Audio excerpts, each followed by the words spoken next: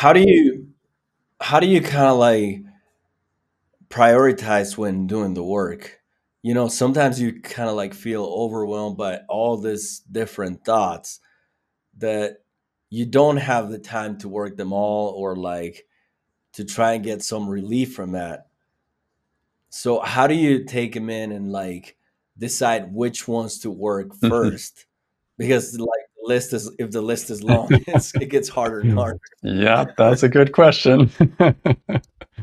Yeah, it's a question that pretty much all of us face when we're doing the work. As you say, there's just so many thoughts. There's not enough time in life to question all the stressful thoughts that may come up.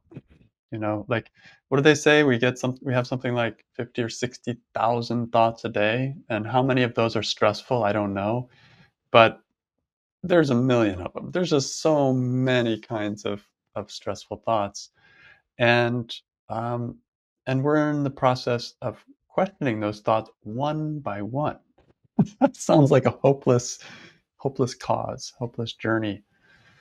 But the good news is, before I answer your question, is that we don't have to question all of our stressful thoughts. That's the good news, is that thoughts are related to each other. In fact, Byron Katie is fond of saying that there are no new stressful thoughts, only recycled ones, only reused ones. And uh, they're kind of all these stressful thoughts fall into certain similar kinds of groupings. And so as you work a thought that is, yeah, as you work a thought, you may find that it's touching on and is similar to other types of stressful thoughts in other completely unrelated stressful situations. And so my experience has been doing the work for many years is that without working all of my stressful thoughts are becoming less and less and less. And it's significant. It's not just like I'm taking one or two thoughts out of a million and I'm like free of 0.0001% free. Like, no, it feels like more like 50, 60, 70% freedom is coming from just doing the work once a day on one thought, or sometimes not even once a day. So I just want to give that context is that even though there are so many stressful thoughts, I don't have to work all of them. Yeah, this is especially important for highly sensitive people who get overwhelmed by everything anyway, and me being one of them. Is like, okay, now one more thing to get overwhelmed with is how many stressful thoughts I have to question. Like, no, just take one. And that one, if you go deeply with it, will touch many, many others.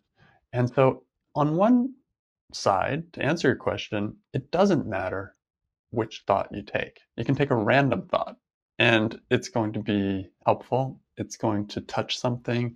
And if you sit with it and go deep with it, you're going to experience shifts inside that influence all parts of your life. So, my favorite example of that, I remember one time I did the work on tiniest, like hairbreadth of a stressful situation. You would never call it stressful normally, but I was looking for something stressful. It was some little dirt on a stove that I was cooking on, and it was just like, oh, and it was so tiny, like minor, minor, minor. I did the work on that, and it was like, it just opened some really cool things that helped me in so many different areas of my life. So you can pick the most trivial, most unimportant, stressful thought, and you can end up, when you question it, end up seeing things that are profound and uh, wide-reaching, far-reaching. So, to really answer your question, like how do you choose a thought? How do you decide which one to work when you feel overwhelmed by so many thoughts? You could probably do several different ways. One way would be just random. Like there's a million flies buzzing around and you just pick that one and that's it, right? You just random. Okay. Whatever's the one that I want to sit and do the work right now, and this thought came in right now. Okay, I'll take that one. Like without any thought or decision making or anything like that, that would work. Another way to do it is to listen to your stress. And this is probably what I do more often than not. Feel the stress inside and listen to that and see what it is that is calling my attention the most. And when I give myself that attention, I often find that there is something that is I'm more drawn to work. Like it's just more drawn to. Like that one's bothering more. The stress level is just a little bit more. It feels like it's getting me, and that's where I'm interested to go and focus. And so I just sort of follow that. It's like blind. I'm in the dark and I'm just feeling around it and I'm like, oh, this feels like something I want to work. It doesn't have to be the one. It just is one that right now feels I feel drawn to. And of everything else I'm seeing right now, it just calls my attention. It's clearly stressful, and I'm interested. So that's probably the main way I do it. And then to just get even clearer on how I do it, I usually will, we talk about questioning stressful thoughts, and that is what the work of Byron Katie is all about. But my starting point is almost always a stressful situation. I look for a stressful situation first, and then I find the stressful thought or thoughts inside of that situation.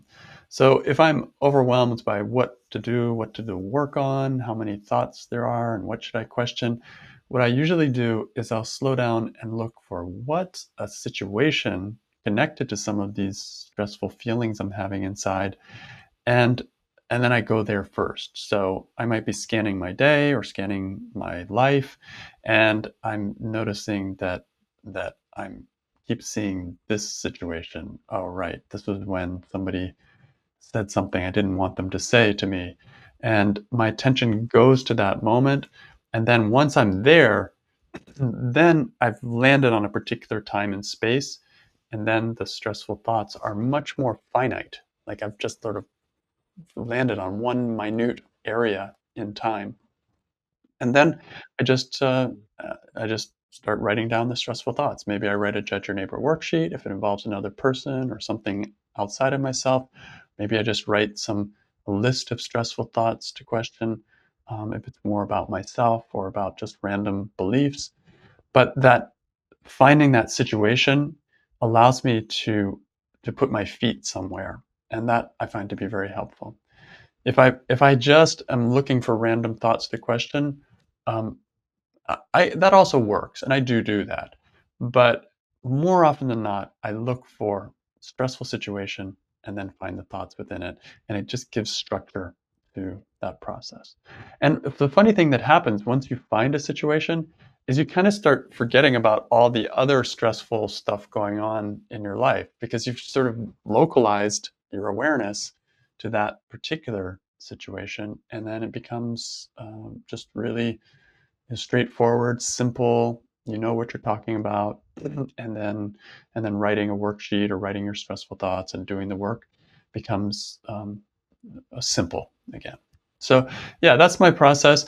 The analogy I like to use sometimes is there's a it's actually perfect today because we had our first snow, and when it's snowing outside, you you like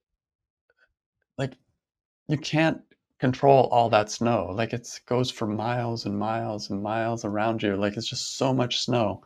But you can just go inside in one place and just like be there. And then all the other snow is fine. Like it's no big deal. So when I think of doing the work, I like take one situation or one stressful thought and I just go straight into that. And then all the other things, all the other stressful thoughts, the thousands of other things going on that are maybe stressful, I just don't worry about them because I have one that I'm just going to go deep with that one. Byron Katie sometimes says, love the one you're with. And she's talking about the stressful thought that you chose. Just focus on that one and be with that one. Give it full attention. Um, yeah, I'm just full of analogies today. Another one that comes is that so many room full of crying babies. You can't take care of them all at once, but you can pick up one and you can take care of that one and then find out what it needs. And then when that one stopped crying, you can set it down and take the next one. But if I focus on all at once, I will get overwhelmed, and it's not necessary. So those are a few thoughts. I don't know if that answers what you're coming with, Edwin. Yeah, that's really cool because like you're kind of like trying to find the perfect one to do the work on, out of so many. So that really helps not thinking so much about it. Yes, that's a trap that pretty much everyone who does the work at some point falls into, is like, I need to find the perfect stressful thought to question. And yeah, choosing the stressful thought is important. We've found that that's true. So it's easy to get obsessed about that. Like, if I find the perfect one, then that will really be helpful. And then you can waste a lot of time and get frustrated and actually end up not doing the work because you didn't find, quote unquote, the perfect one. Doesn't matter. Just pick whatever one is there, and you're going to be dealing with something real. You're going to be dealing with something important, valuable, and even if it isn't exactly what was bothering you, you're going to be in the ballpark, and those turnarounds are still going to be useful. And who knows? You finish that piece of work, it may lead to another piece of work. And yeah, so that's a hang up. We can all just get hung up on trying to find the perfect starting place for the work, but better just to start, period. Cool. Thank you. Yeah, welcome.